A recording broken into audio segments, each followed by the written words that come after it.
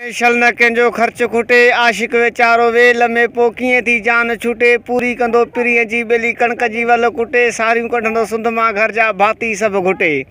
रबनि सुल टेला हसीननि पंहिंजनि हथ कयो 15-17 महबूबनि खयो आहे पुछ कंडे ते वरी अॼुकल्ह जे आशिक रखियो आहे ज़ोर डंडे ते ख़र्च न ॾींदा आहिनि महबूब खे हरू भरू ॻठी चवंदा आहिनि फलाणे सां चयो घुमंदो आहे हाल हबीबा पेश किरी नाहे अंधे मंडे ते तोड़े जंडो जंडरे ते त बि आशिक रहनि उॿाण का नान खटाई मिठी मलाई सिगरेट हुजनि डिपलो नान खटाई मिठी मलाई सिगरेट हुजनि डिपलो अदन जो नोक़्त जीअं ख़ुदूअ जो दहलो हाणे गुण छॾेला कीअं विञाई पंहिंजो पाण खे शायरी कंदा आहियो छा? इश्क सां सभु भाॻा लथल आहिनि मतलब इश्क मजा चेल भगल है ना सफ़ा वार माना त काकड़ो कम ई कोन करे आशिकन जे लाइ छा पैगाम ॾिनो? आशिकन जे लाइ इहो मुंहिंजी ख़्वाहिश आई अथनि बा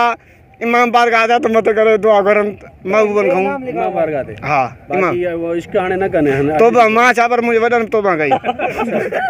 त पोइ उहे वीचारा छा कनि जेके आशिकी हिन टाइम जेके वॾा आहिनि मार्केट में जेके घुमंदा हूंदा आहिनि मंडी में काफ़ी माण्हू बाबा जे वापार सम्झ में अचनि वापार कनि न आहे त गांव चलनि